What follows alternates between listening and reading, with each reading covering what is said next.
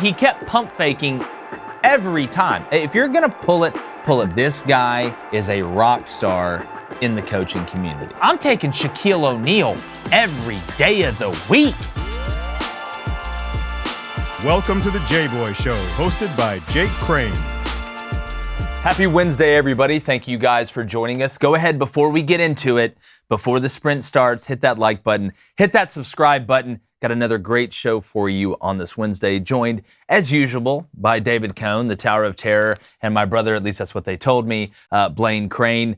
Want to start with college basketball as we're getting toward March Madness, getting toward the conference tournaments. The bracketology is kind of starting to mirror on the wall a little bit, figuring out who's going where. A lot of teams fighting for those last couple spots. The bubble keeps changing. Fascinating to watch. And we want to talk about a couple sleeper teams outside of the AP top 15, not top 25, the AP top 15 that could have a chance to win the tournament in March, win the whole shebang, the NCAA tournament. The team that I keep watching that to me has started to figure it out, you're starting to see them play as a complete team, playing inside out, they're good defensively, is Tennessee. And I know, Rick Barnes isn't exactly a wizard in March. I mean, they didn't do very well with Kevin Durant. They did make it 16 out of 17 times. But making it when you're at Texas with the talent they had and not really doing a whole lot from a ring standpoint, championship standpoint, is a problem. But every year is different. It's especially in the game of basketball. When I look at this Tennessee team, a team that beat Arizona earlier in the year, lost a close one to Texas Tech. They've beaten Kentucky, and they've won 9 out of their last 10 SEC games. Tough loss to Texas, where they fought all the way back at the end, weren't able to make it happen. They've lost a couple guys, but have some young guys that have stepped up. But I love Vescovi, a guy, no, he's not the villain in every Bruce Willis Die Hard movie, but he's a guy that can run the point, he can play the two, but it's the emergence of other people. Ziegler is a guy that offensively, we know he's not dynamite, he's kind of on and off, but defensively, he can harass you, get in the passing lanes. He can get up in your grill. He's really good at stealing, setting other people up, and he's done a really good job of understanding what Rick Barnes wants him to do offensively. Kennedy Chandler, to me, big-time prospect, 5-star prospect, coming out of high school, starting to find his rhythm more and more. Really good athlete, reminds me a lot of Jared Harper in the way he plays, really smooth, getting used to the speed, and is finding out that he can dominate and understanding his place in the rotation. Victor Bailey Jr., a guy that's been there, Rick Barnes said, this is just a testament to holding on to the rope, has added another element for them as well. And then Josiah Jordan-James has really stepped it up this year and given them a wing presence, a guy that can rebound, a guy that can be physical, but also bring you outside to shoot a three. And they're playing with confidence. I know Missouri's not the best team in the world, went there and handled business last night. We know what they did to Kentucky at home, went to a tough Bud Walton Arena environment that we've seen Arkansas, who's playing about as good as anybody too, just took down Auburn there, beat Florida last night. But Tennessee is a sneaky team. And if they get the matchups right, Blaine calls him Vakitis, Plavsic, a big guy, still offensively kind of getting his rhythm. Like I said, got a couple other young guys, young big guys that are trying to figure it out. Fulkerson, we know what he is. He's a veteran guy, kind of understanding that he's not a guy that can take over the game. He has to understand his role. But Tennessee, to me, from a rhythm standpoint, from a playing well, getting toward the end of the year standpoint, is really starting to show me some things, and they can be really scary in the tournament. I think the SEC right now has at least 4 teams that can really, really, really make a run in March. Probably more than that, as we see Arkansas, Alabama has some witch about them. So I would say Tennessee, outside of the top 15, they're at 17 right now. They've got a home game against Auburn. We know they got some big ones after that as well. They play Auburn this Saturday at home, I believe, coming up. So watch out for Tennessee in March. See if Rick Barnes can't get the old March monkey off of his back. We'll go to Blaine. Blaine, outside of the AP top 15, who are you picking that could win it all in March? First of all, I love that pick at 2 seed. They're only starting to play better. Hey, give me Dan Hurley and the boys. If he's going to be on the court. First of all, I shouldn't have got ejected. We'll get there, but shouldn't have got ejected. I look at this team, and what I like in the tournament, I've always said this, is I like older guards, right? R.J. Cole. Cole World. R.J. Cole Sr., crafty lefty. He can do it. He can get it from the outside or Big the shot inside. last night against Tyrese Martin, another senior guard who can get it from the outside and inside and also gets boards, right? Then you have Sonogo down low who can be the presence, right? Can be the pillar that you lean on. And this team is, I mean, they proved it. They beat Auburn. They beat Villanova. They beat Marquette. You know, they lost a close one versus Seton Hall. But, you know, they've been through the ringer and they stepped up to the plate and they looked the guys in the eye and say, well, we can play with you. In the tournaments, if you get hot at the right time and you know you're going to get the energy from Dan Hurley, it's going to come. Dan doesn't care. He's going to bring it and his players feed off that. And you saw it with the big win versus Villanova last night. I like this UConn team because they're senior guards. They play great defense. And when they get in the transitions, they're dangerous. So if I were to pick a team outside the top 15, Going the Huskies. I'm going with the Huskies and Dan and the boys. You want to roll the clip of Hurley getting? Roll the clip, let's please. Roll. Dan Hurley last night got 2 technicals within a very short period of time. We're going to roll the clip and then we're going to get to Cone. The second technical was ridiculous. But all right, let's roll the clips. 24-23 UConn, late in the first half. Dan, him and his brother, the head coach of Arizona State, they love to freak out. He's going to slap the table here, get a tech. How did I get a tech? I don't understand. Come over here and explain it to me. How's your wife? So you can see Sonogo's telling him to calm down. You're going to see Sonogo walk over there here in a second and be like, Coach, it's a close game. We can't get another tech. Hurley is 13 flavors of pissed right now. He's walking toward the referee, telling him, asking him where he's going to go eat dinner tonight. Like I said, how's your family doing? Sonogo's going to tell him, calm down, Coach. We got this. So you know what Dan Hurley's going to do? I'm going to high five you. All right, crowd, let's get going. Let's get going. And they teed him up for that. Whoa. And now you're rejected. This is what I'm talking about. Now you're rejected. This is what I'm talking about. These are referees who are calling plays off of emotion. How do you call a technical on the guy high-fiving his player and pumping up the crowd? But let me walk through this real quick because it was during his first technical when he was so emotional, right? That's when Blaine said, "See, the refs are being emotional." I said, "The refs are the emotional ones." I can get. And then the second one happened, and then I will grant you that is uncalled for. You can't pump up the crowd. That's what makes college basketball referees get in their feelings. They do. This dude was salty because he teed up Dan Hurley, and Dan Hurley got mad for a second, but then high-fived his player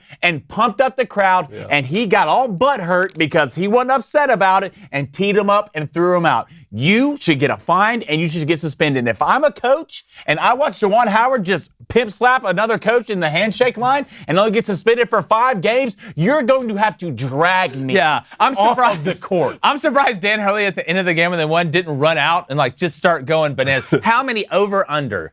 While Dan Hurley was watching the game in the locker room is crazy. How many things were broken? Over, under 4. I'm taking the over. I'll take the over on that. And if it's me, right after we win, I'm full sprinting. Should we have a coach cam in the locker room with them watching the game after they get It'd make the game better. It would make it great. Like to have it like kind of in the top third of the screen. Yeah. I bet Dan Hurley was just losing his mind. But anyway. And then prop bet based off And then prop bet based off the off footage. that, off what was. So, all right, Cone, who is your sleeper outside of the AP top 15 that you could see bringing home the gold in March? Here was my thought process.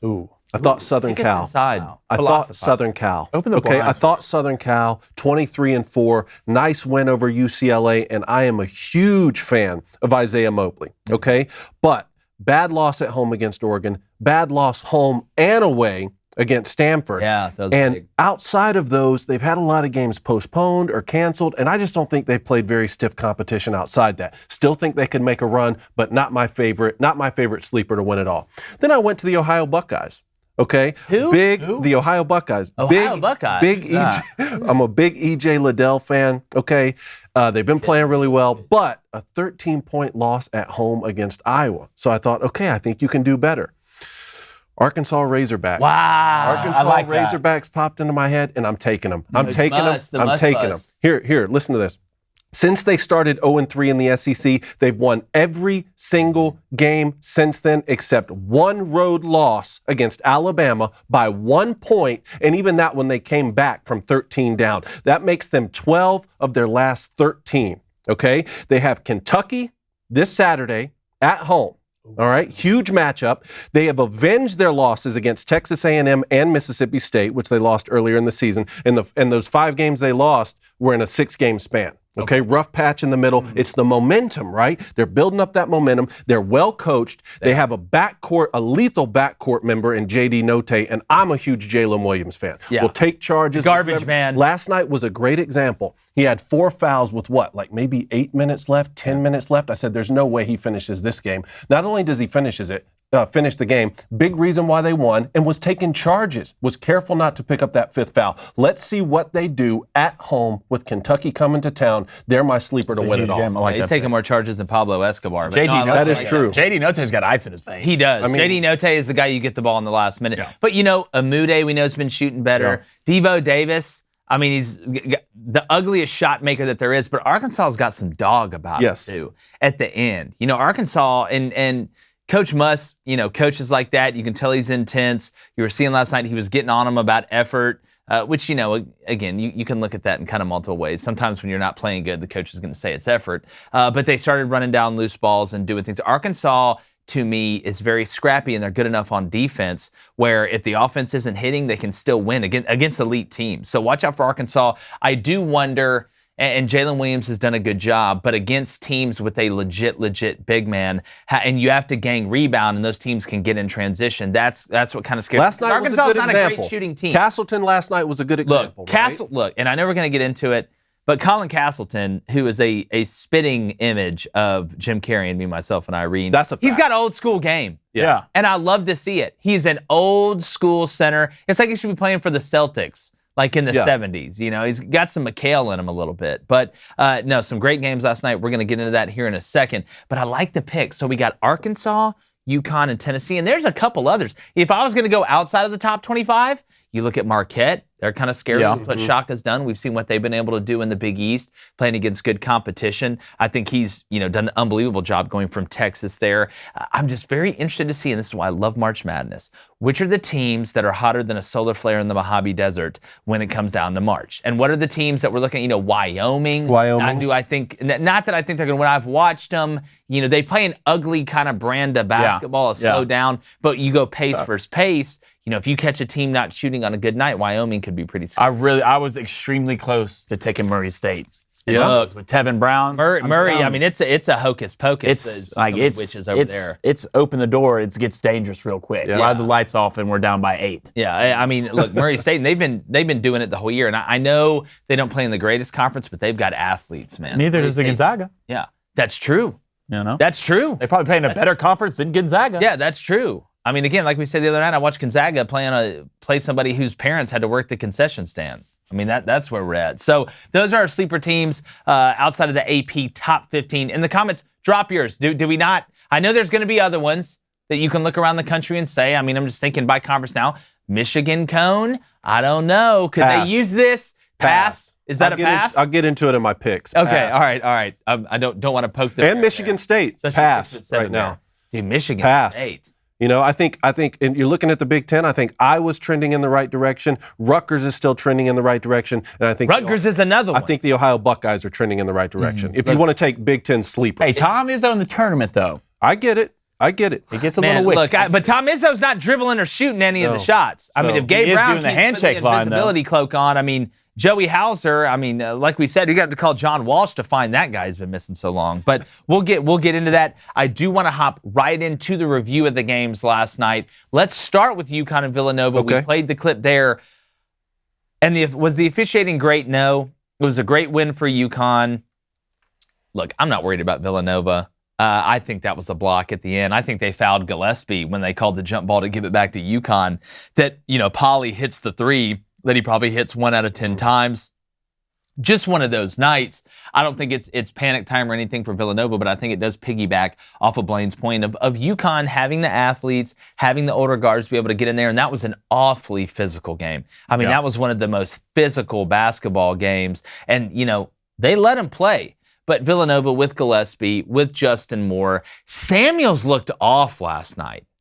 And he's a guy that has been pretty steady down there. We know they don't have a big man, but if you're going to pull the 3, pull it. Yeah. He kept pump faking every time. If you're going to pull it, pull it. But Villanova has the pieces. This UConn team is scary, but it just goes to show you, look, the Big East, it's not a joke. The Big East is good, and that was a hostile environment against a good team. Yeah. You know, I mean, you lose a game in February against a good team in a hostile environment, that's understandable. I'm a little bit more worried about the front court for Villanova. Are they going to be able to go and get rebounds against people like Jboy, against Purdue? Well, they out-rebounded UConn. They got to the free throw line more than UConn. And I think the difference was with Villanova, you're relying on Gillespie to kind of push and your you got offense. a gang rebound. It's like Arkansas. Yeah, and to push your offense and to set the pace. You know, I feel like UConn played a little bit more team basketball. And you saw that. I mean, they got out-rebounded with a better big with Sonogo. I believe UConn had 7 more assists and 6 less turnovers.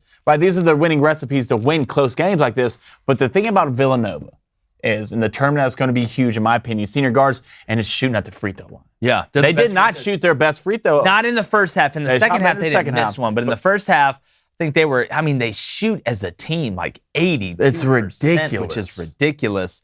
But no, that was a heck of a game. Looking at Florida versus Arkansas last night, a game that Florida had to have. And look, I know Florida's got a really good fan base, but if you looked at the amount of people that were there last night in a game that they had to win, I mean, it was really disappointing when you look from the outside in. I was shocked because typically Florida does support. I know Mike White's not the most popular guy in Gainesville, but that win would have got you in the last 4 out. You got 2 road games that you should win, and then you get Kentucky at home. But now, Florida outside of, winning the last 3, which means beating Kentucky, and then going and winning, at least probably getting to the championship game of the SEC tournament, they're on the outside looking in. Let's roll the clip of Florida last night in Arkansas, because, I mean, it was a wild game. You got it 57-54 here. Let's roll it with Florida from the top. You can see you got it kicked into Castleton. Old school. Old school. Where's Will Ferrell? We got to keep our composure. You can see him with his back to the basket. And the reason I want to show this clip, because I hate it for Colin Castleton. Yeah. And Colin Castleton he's like the Grinch of college basketball. Nobody likes him unless, you're him or you're the dog of the Grinch, whatever his name was. But I love watching a guy that competes the way Colin Castleton does, and he's, to me, the most underrated center in college basketball. Okay. He's working on the mid-range. He can hit it at the free throw line. He'll rebound. He'll block. He outplayed Walker Kessler the other night, and I hate it for him because, to me, that guy deserves to play in March. Appleby does, but Florida, came out hot. I mean, Appleby hit 2 threes coming out of the gate, ended up with 19 points, I think, at the end of the game. But a huge win. You got to take your hat off to Arkansas, going down to Gainesville and winning a tough environment. It gives me even more faith for Arkansas because this is an example of what you were saying. This is Jalen Williams having to match up with not only a true big, but a dog. Yeah. I mean, a competitive, give me the ball, just like what we just saw. And he still found a way not to foul out, even though he was in foul trouble, and Arkansas found a way to win. Okay, so Florida did start off hot. It's not like they were completely cold shooting the basketball. And J.D. Notae didn't play the best game he's ever played, and they still found a way to win on the road. That, if you're an Arkansas fan, that should be exciting. Yeah, it is, and they keep trending up and up. I mean, Castleton, I think, ended up with 29. And with 29, 6 rebounds, and 2 assists. I think you look at this Arkansas team, they struggled early in their losses because they're kind of still trying to look for the rotation, right? And I think they found it, right? And you kind of look at the numbers here. Florida's bench was 3 for 11. Arkansas's bench was 8 for 12. Yeah. Now, in games like this where it's going to be tight, stuff like that matters. And Jalen Williams did get in foul trouble early, and Castleton's going to get his. He just is. I think he's one of the best bigs in the nation offensively. I think he is. Jalen Williams, foul trouble early. Notae down the stretch. I mean, Devontae Davis, man, you come in and shoot 7 for 10 for 19 off the bench. He was Come on, that's and the he difference. Was hitting threes when they needed him. It was like always an answer. Like Florida would make a little run, Devo would hit a 3. So Arkansas, to me, the defense was never the question with Arkansas. It was offensively getting more efficient. Are they a great shooting team? No, they're not. But they can do enough things on the drive. The mid-range game isn't bad, and sometimes you're going to shoot good from 3. But when they have to have it, Arkansas has found a way to generate points offensively. In transition, they're super athletic, and they're just tough, man. They're just a rugged team. Another game last night that got really weird at the end was Alabama and Vanderbilt. Vandy has been playing better. Jerry Stackhouse, I think, has done a pretty good job over there. Robbins, the 7'1" monster that transferred from Minnesota, healthy now, hitting threes, caught a nice little one-handed lob from Scottie Pippen, who continues to just score points in bunches. Got to the free throw line a lot last night. And look, Jordan, Jordan Wright for Vanderbilt, you score 3 points and you blow the layup at the end to tie the game. Just a really tough night. And he couldn't even grab the ball. I mean, there was many times coming off of rebounds where he couldn't even grab the ball. He would just grab it and drop it out of bounds or dribble it off his leg. And you hate it for him, especially being a guy that's looked at as a leader on that team. But Vanderbilt had chances last night against Alabama, who didn't start JQ, Quinterly, the point guard, because of defensive reasons. I had people say, oh, well, he hadn't been in the rotations. No, he didn't start because he wasn't playing defense. That's what it was. Nate Oates even came out and said, if you're not playing defense, I'm not playing you. But, and I'm going to let Blaine take it from here, once Vandy went on that 9-0 run, it's amazing. Quinterly just pops out on the court. Yeah, isn't that funny how it works like that? It's like, oh, well, we're going to start J.D. Davison. I think J.D. Davison is getting better as the season goes on. But you're not playing defense, but that's fine. I told you, Quinterly is the quarterback of this team. Yeah. He sets the pace for this team. I don't think there's a guy realistically in the country that can stay in front of this kid. Yeah. I don't think there is. His first step is nasty. And you get down by 8 or 10, well, how much does defense really matter now, Nate? Yeah. Let's go get some points real quick, and he can get them in bunches just like that, and that's what he did. Yeah, and I mean, and if you can do that with Shackelford only scoring 8 points, and Quinterly, and I think Noah Gurley's coming in and doing a great job these last couple of games. I feel like they're kind of putting the pieces together. They are. They're figuring it out more, and you knew they would. But Quinterly makes plays and has what I call alien vision. He can see on 3 dimensions. We have a clip right here of him taking out the wand at Hogwarts and casting Jelly the fam, spell. baby. Jelly fam. Let's play the clip. You're going to see him coming off right here. All right, he's going to go inside. And guess what? Now you see me, now you don't. Little behind the back. Oh, that was Wait for the nasty. slow-mo here. To Rojas, who's got to stop shooting. Rojas has got to stop shooting. Oh, that's just nasty. Yeah, that's little Dr. This isn't Seuss the first game, though, that Quinterly hasn't started. I mean, it was only like 3 weeks ago that he asked Nate Oates not to start. That's what's kind of worrisome to me. I think he put up 27 that game or something like that. So, look, if J.D. Davison is getting better, like you said, he's a great rebounder of the basketball. He's clearly very athletic. He's going to be a phenomenal basketball player, but he turns the ball over too much to start for a team who's going to make a Final Four run. So if that's true... Oh, you think they're going to make a Final Four run? No, I'm saying he turns it over too much for a team who wants to do that. Okay, yeah. See what I'm saying?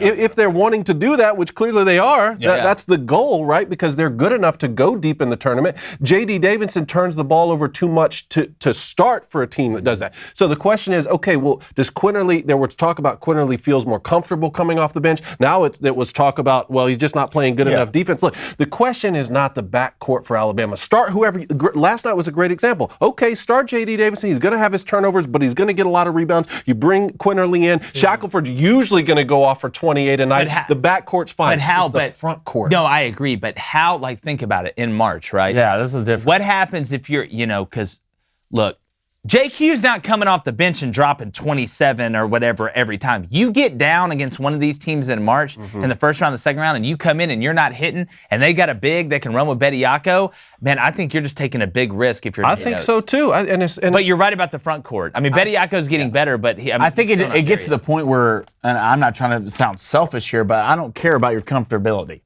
I don't care, all right? The team needs you to start the game, especially in March, because you're not going to be able to come back on every team. I think a lot of it, I think Nate mentioned this early in the year, Quinterly sometimes gets in his own head, right, after some missed shots, right, and he'll stop shooting. Offense affects defense. Yeah, right, and he'll stop shooting. In this game, you have to trust yourself, trust your athleticism, know who you are as a player, and how about you get comfortable by starting the game? The more games I put you in the start, get comfortable with that. Because in March, you can't, I'm sorry, I want you to be comfortable, but be comfortable on the court because I don't want you to be too comfortable on the bench or going to the bus as we just lost because you didn't start the game. I guess there's an optimistic way to look at this and a pessimistic way to look at it, depending on if you're an Alabama fan or not, right? You could say, well, Alabama hasn't played a complete game yet. They haven't had one of these games where Shackelford and Quinterly go off for a lot of points and someone. The only one I'd say is Gonzaga early in the year. But that, I mean, early in the year. So early in the year. Well, I don't mean zero, I guess. No, I know what you're saying. Late, but they haven't strung complete games together, certainly, right? Where Bediako and Gurley help at the same time that the backcourt Shackelford and Quinterly are going off, something like that. So you could say, well, they haven't done that, and you're not going to win. You're not going to string the 6 wins necessary to win the championship in March together without playing complete games. But if you're an Alabama fan, they may say, well, we're playing pretty good and we're beating good teams, and we have as many quad 1 wins as anyone in the country without stringing those games, those complete games together. Maybe it's just around the corner. So, Well, we'll see. I mean, again, they have the talent. They have the talent, like you said, the front court. Then defensively, we saw against Kentucky and look playing at Rupp. I mean, you're not playing at Rupp for the NCAA tournament, so we're going to continue to monitor that. But we do have some pretty good games tonight, Cone. What do you want to start with? Oh, well, let's start with Auburn hosting Ole Miss. Should beat them. You should kill them. But knowing Auburn, you'll be up 19 and win by 6. So, look, if you're looking at this game, it's a game you should win. But I'm looking at one stat tonight. Tell me. Turnovers. Okay. You've got to fix them. And we know Auburn plays a lot better at home. I think they're a 16-point favorite, 16.5 maybe, depending on what book you use. But you got to look at turnovers. You have to. Does Ole Miss have an answer for Auburn down low? I mean, look, Niceers, he's a nice player, but they don't have an answer for Walker. I don't think they even have an answer for Cardwell. They can score. Look, Morrell, I hated seeing Deshaun Ruffin go down earlier in the year. He was a big player for them. And Kermit may be in a little bit of trouble, but if you're looking at this Auburn game, you're looking at turnovers. That's it. Wendell Green, are you going to take care of the ball? Zepp's going to take care of the ball. How aggressive is he going to be offensively? I don't think he has to be. I think he's got to continue to play the way he's playing. KD Johnson, how efficient can he be? And how well is Auburn going to shoot? But I'm looking at turnovers. Yeah, I'm looking at guard play and knowing your role. Yep. So I'm looking in this game. Can the guards show up in this game? Because, Jabari's going to get his. That's what he is. Walker's going to get his. That's what he does. Wendell has not been shooting the ball well lately on the road. He's been shooting okay at home. And KD's been turning over the ball a lot. Alan Flanagan and Devin Cambridge need to learn their role. I think Cambridge has figured it out. I mean, he hadn't shot in a lot. Alan shot in a lot lately. Alan Flanagan, I'm just interested to see how much you continue to play this guy. Yeah, I think Alan. I'm sorry, we're not. This is a high level. Like it's not take it easy. That's not what this is about. Like that's a loser mentality. Oh, take it easy. This isn't middle school. Like, this isn't rec league. Even in rec league, people take it seriously. But if Alan Flanagan continues to be a turnover machine, he can't play. I think Alan Flanagan was used to, especially last year, somewhat being the guy. Yeah. That's what it was. And now, new blood comes in, and you're not the guy anymore. I know that's a tough pill to swallow, but it's a pill you're going to have to swallow, or you're going to be sitting on the bench. A few of the things I think when I watch them play is slow down a little bit. You have the best front court in the nation. Just slow it down and feed them the ball down there. I think Jabari could play even more minutes than he's playing, even especially in the second half. And then if you find yourselves late down the stretch trying to win a game, just get him the ball. Like I said, like we said this week, I would rather him take the last shot and them lose in February than someone else take it and win right now, just to establish who's going to be taking it the last shot when it comes to March, because I think he's going to make more of those than miss more of those. On the turnover question, are you saying that you just want to watch and see if they have fewer turnovers than Ole Miss, Yes. or is there a specific number that you think they need to stay under? You always want to stay under 10. But really, and look, I think there's a difference in how you turn the ball over. Sure. I mean, you have forced turnovers and then unforced turnovers. I mean, some of the turnovers they had against Florida, just throwing passes 8 feet over the guy's head, or catching a pass and throwing it right to another guy, just stupid turnovers. You're going to turn the ball over. It's basketball. Especially the style that Auburn plays where you're up and down, you're going to turn over sometimes. Maybe you throw an alley-oop that gets missed, or some guy makes a great play on a tip pass, but you can't just sail it over a guy's head. You can't do stupid things or take stupid chances. That's what I'm saying. If you're going to turn it over, what kind of turnovers are there? Because, it's just like in football, that there's different turnovers. Sometimes a guy makes an incredible play. Goes up at DB and makes an incredible play, or a ball's thrown to a guy that tips off his hands and is intercepted, as opposed to just a horrible decision on a pass, or a guy just getting the ball knocked out, or a fumbled center exchange, stuff like that. So there's different types of turnovers. If you're going to turn over, which you don't want to limit those, make them forced turnovers, because you'll get a lot less if you don't have unforced errors. It's usually the wideout's fault, I think. Wouldn't you say, Blaine? Of course. It's never the wideout's fault. Of course. Just look at the play. I guarantee you the DB is holding. I'm surprised I both agree. I guarantee you the DB is holding, and they won't Probably call pass it. interference. LSU goes to Kentucky. What do you think about that? No shot for them? No shot? Oh, no. Uh-oh. Oh, no. No shot, he said. LSU just went on the road against South Carolina, lost by 2. I know LSU's healthy again, but we talk about Dr. Jekyll and Mr. Hyde. Kentucky at home. I'm very interested to see how healthy Kentucky is. I wouldn't play Ty Washington tonight. Xavier Willard is the one I'm looking at. I know, he's had a wrist injury. He's leading the SEC in assists per game at 7.1, which is almost a full assist over the person in second really good. at 5.9. But I don't think LSU. I think Kentucky's 7.5 point favorite. Could LSU do it if Kentucky? They did it already this year. Yeah, but that was at LSU. I mean, you're going to Rupp. Okay. And that was earlier in the season. I don't think LSU is going to be able to score enough at Rupp to be able to play with Kentucky. But this LSU team, like Tari Eason, we know what Pinson is. Eric Gaines has some witch in him. Mm-hmm. Darius Days, we know who Darius Days is. A team in March, you may want to watch out for a little bit. LSU, defensively can play really well. They're really active. They're a lot different than the teams Will Wade has had before, but I don't see them having a shot again. Yeah, God, I don't see it either. And the big question was, well, LSU could always lean on what? As their defense, right? And you kind of go back to that game earlier this year with Kentucky. They're even on the boards. LSU right now is number 1 in the nation in steals. All right, but you look over the past 11 games, they're 4-7. They drop one versus South Carolina. Then you switch to Kentucky, right, who I think is only getting better. Right now, they lead the SEC in fewest turnovers. Right, the last 3 games, they've gotten 50 offensive rebounds.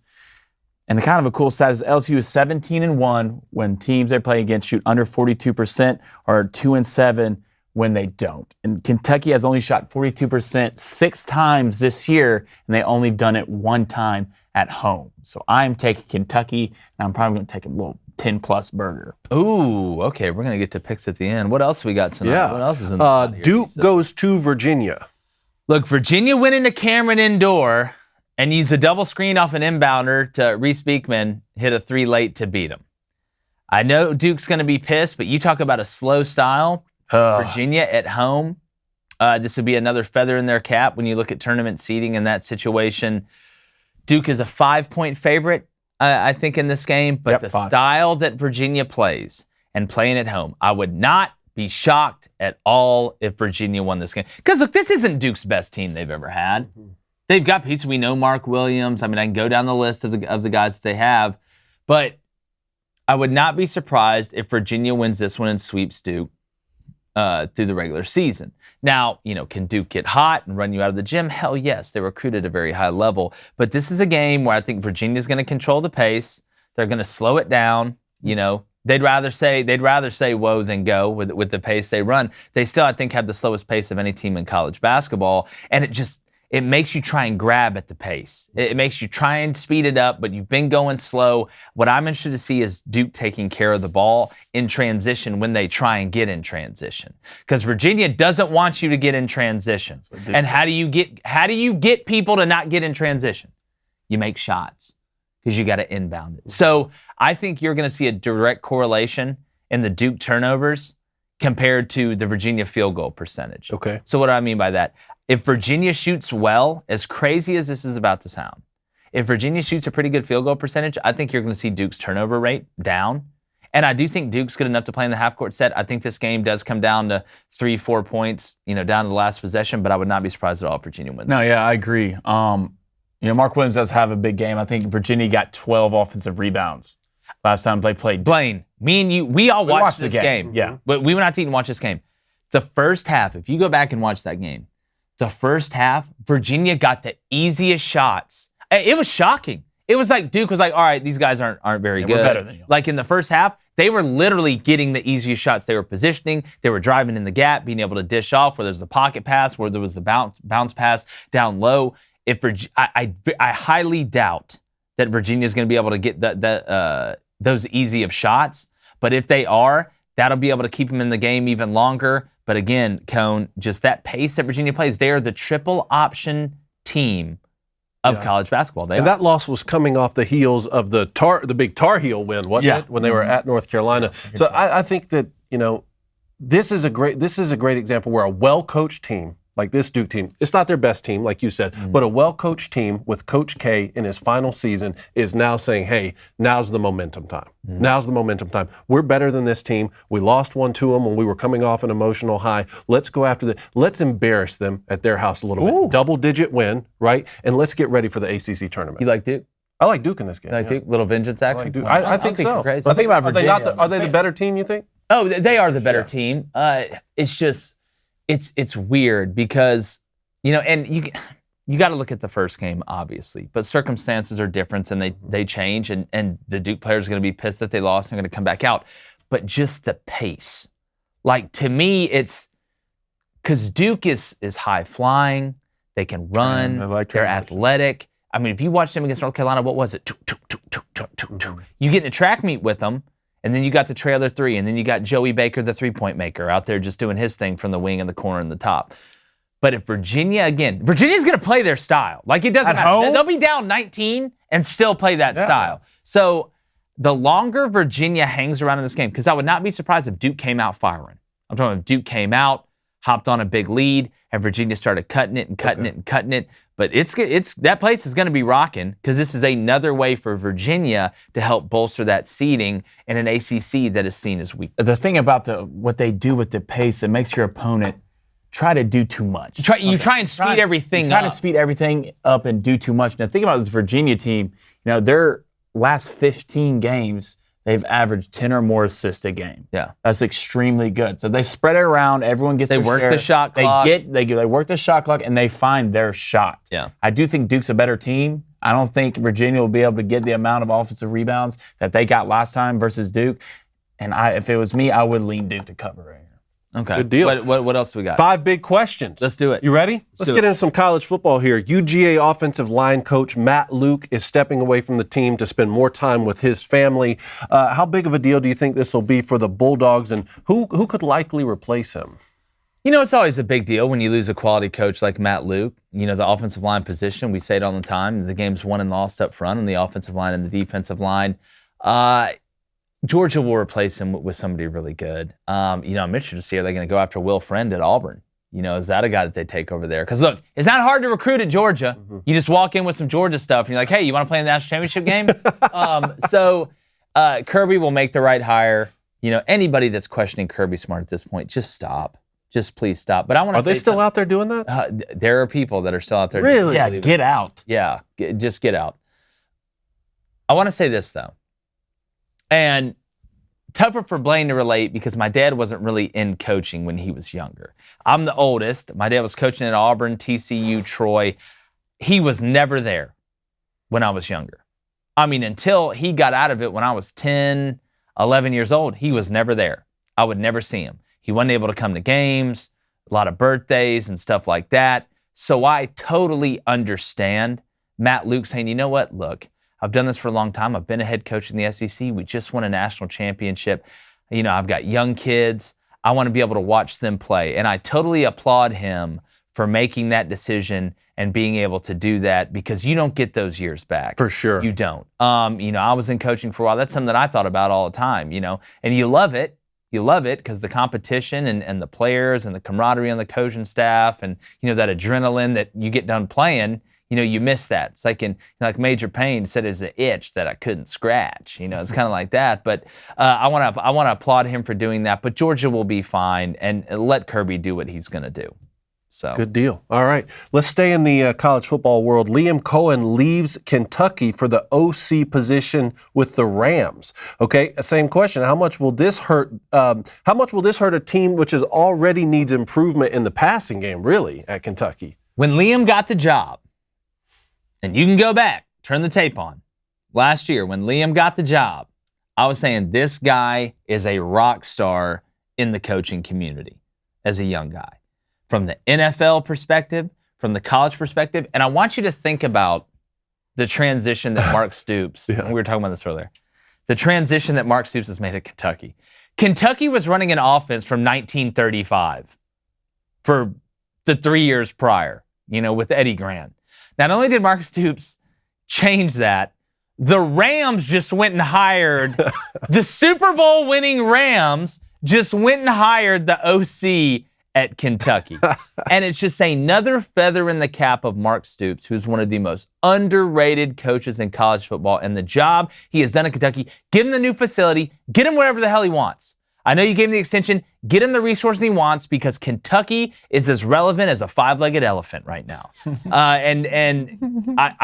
It's so fun for me to watch the parity grow in the SEC at places like Kentucky that you think of. We always talk about Auburn, people thinking of as a basketball school lately. Kentucky, we know it's a basketball school, but football, like I said, he's brought sexy back. This is not one of the He pulled five. a Timberlake. This is not one of the 5 big questions, so a bonus question. If Coach Calipari takes this Kentucky basketball team and wins the national championship, are you still going to stand by your comment that Bob Stoops or that Mike Stoops is the best coach in Mark Lexington? Stoops. Mark Stoops is There's the like best 12 coach of in them. It's like the Lexington. Brady Bunch. I'll get one of the brothers right.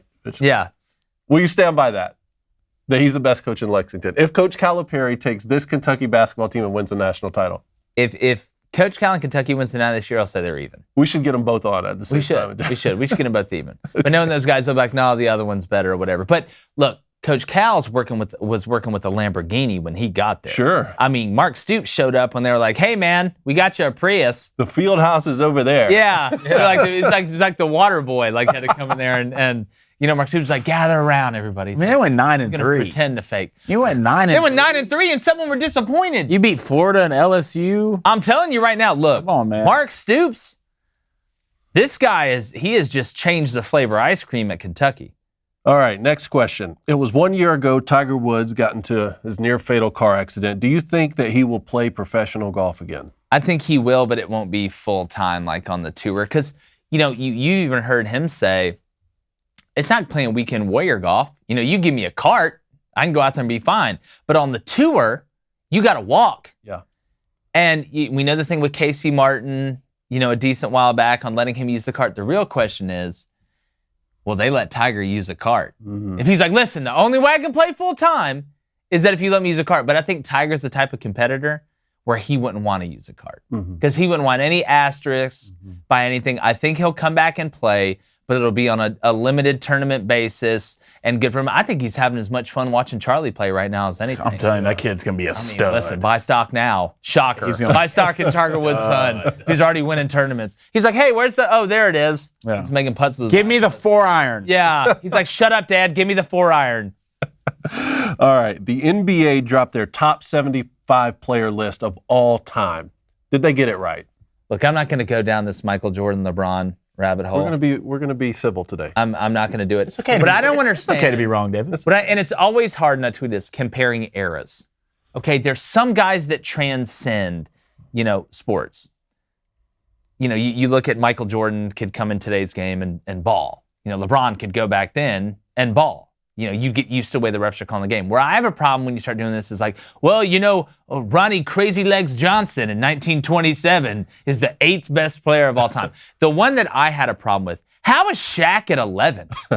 You line up Bill Russell, you line up Wilt Chamberlain, Shaquille O'Neal. I'm taking Shaquille O'Neal every day of the week. Yeah. Mm-hmm. I mean, look, was he a great free throw shooter? No. I get it. Wilt scored 100 against the accountants.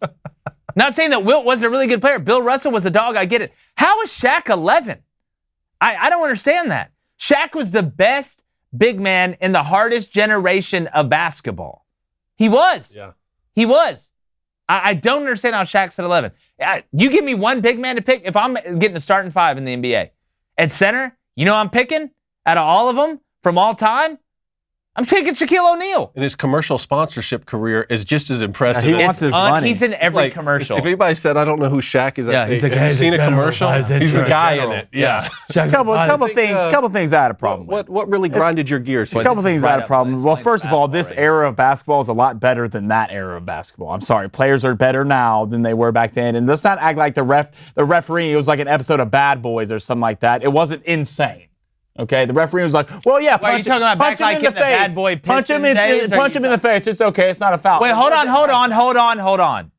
Are you talking about like the Bad Boy Pistons days? Like it wasn't like that? Yeah, I'm talking about It was like that. It was not like that. Have you ever watched it? Yes, I have. I've watched a lot of it. refereeing wasn't You that don't think different? People were getting jumped on the court the way the refereeing was. They were. It was not. Go watch a lot of basketball games. Back then, it wasn't like that. People just like to say that, but that's why I'm not here to argue. This is what I'm really upset about. Okay, go ahead. Continue Okay. before I throw up. Manu Ginobili is not a top 75 player, a 4-time champion and all-star Olympic gold who beat the USA, and he was a win. He invented the Euro step.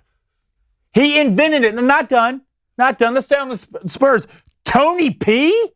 Mr. Pushin' P, Tony Parker, is not a top 75 Tony player, Pushin' P? 4-time champ, 6-time All-Star, Finals MVP, and 4 times All-NBA.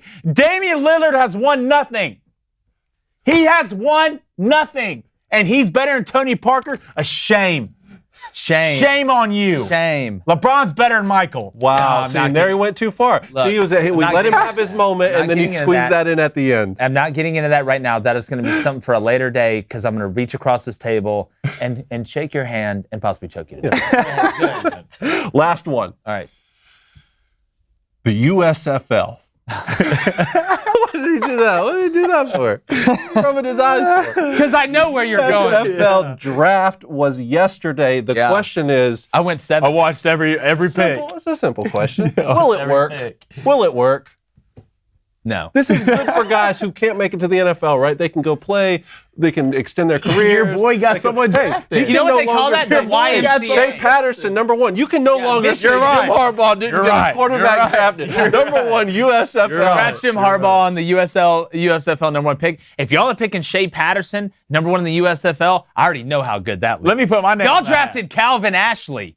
Let me put my name in that. I'll say it in high school, baby. Let me put my name in Yeah, I got drafted 7th. I was first team all step. Yeah, Cone was third over. Cone's Cone's the tallest guy in the league.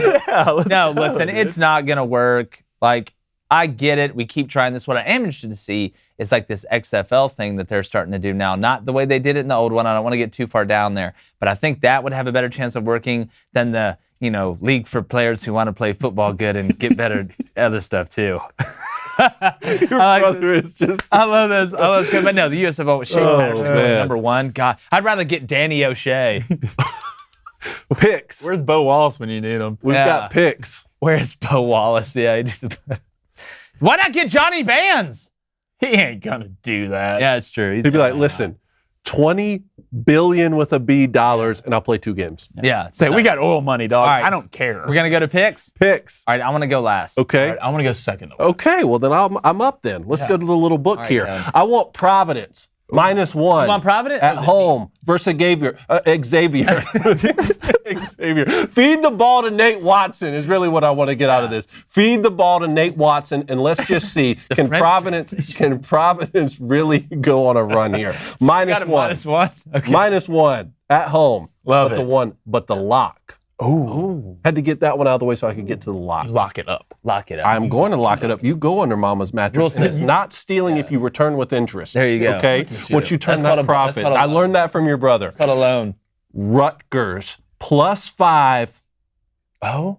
at Chrysler Arena against Wow. the Boys in Blue. At You Michigan. told me I a have to couple call of weeks them. ago. I had You to- don't just walk into Chrysler. You don't Arena. just walk into Chrysler Arena and get a win unless 2 of their players are out and the But head you're not coach is saying they got to coaching. win. You're saying they got to cover the 5. Exactly. Michigan could still Last win, time- but I'm Hey, saying don't you touch don't just me. walk into Hey, Chrysler don't touch Arena. me. Yeah, I'm Touch him. sorry that Don't your touch head me. got into my space while I'm swinging my arm. don't touch me. It's the other guy's fault.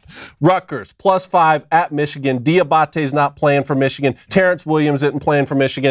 They might let Juwan still coach, maybe, but that's the nuts Coaching, and bolts. coaching from Zoom. It's a lock. I love it. I like it. Look, last time you picked Rutgers, it worked out well. And if love it's it. not a lock, then I get to celebrate a good win. It's a win-win. Mention your emotions. It's a win-win. And in some places they call it a cop-out, but listen to me. All right. Especially- You want locks? You want locks?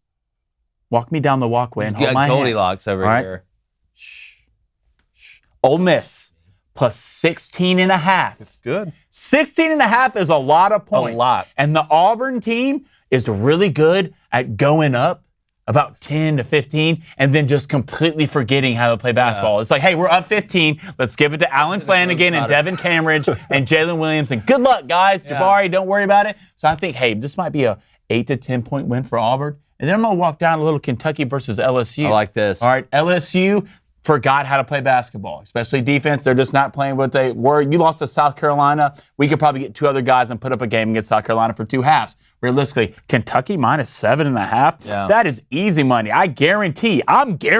You're guaranteed? This is guaranteed. You're going Joe Namath right I'm now? going Are you Joe serious? Namath Wow, right man, now. on one. I am Let's have some Red guaranteed Bulls. Kentucky wins this game by 10 or more points. Hold on. It's -7.5. -7.5, I but said you're that. guaranteeing a double-digit win. I'm guaranteed a 10 burger. 10 plus, maybe 15. It's going to be a We're mauling. going to monitor that. It's It's going to be a mauling. We're gonna see. Hold on. How much does Auburn go up by? Do they? At some Auburn goes point up in the by game? 17. Okay. And ends up winning by 9. That's what I wanted to know. Get your money up, not your funny up. Kun said, I want some Providence. I'm like, I'll give it to you. All right. First off, I'm going back to the alma mater. Ooh. South? University of South Alabama. USA. USA. USA. South in your mouth. Figure that one out. They're playing Texas State. Not the state of Texas, but Texas State. I feel like it's going to be pretty offensive, not offensive. Even though some of the What'd you say? some of the some of the games that South Alabama has played has been pretty offensive. But no, I like the over 130.5. I think we're going to get some scoring. Love overs. Again, I'm probably never taking another under. Probably never going to do that. Never again. Then I'm going to go to the Commonwealth of Virginia and take Virginia Commonwealth. Home against George Mason. Anytime you're playing one guy, I'm going to take the team. No, they got George Mason at home. Look, George Mason just lost to Fordham, whoever the hell that is, the Fordham Rams. And they're playing the VCU, I think, Rams. I think that actually may be right. I got VCU -7. Watched VCU play the other day against Richmond. Who has a good little ball club. solid. VCU at home. They feed off energy. They're really scrappy. Not the best three-point shooting team, but I love some of the pieces they have. I'm taking VCU -7. Give me the South Alabama, Texas State over 130.5. You're taking Providence -1. Rutgers +5. You're taking Kentucky -7.5, guaranteeing a double-digit win. a double-digit win, and I'm taking and the Ole Rebels Miss plus 16 plus and a half. 16 and a half. And I'm hitting the gap. All right, there it is. Getting the gap. Getting the gap. Great job today, guys. Great show. Blaine, that was a really bad move by you right there. Make sure you hit that like button, hit that subscribe button. Got another great show tomorrow. We're going to see how these picks did and laugh at Blaine when Kentucky wins by 9. And like your money, if you don't bet with us, we're going. Gone.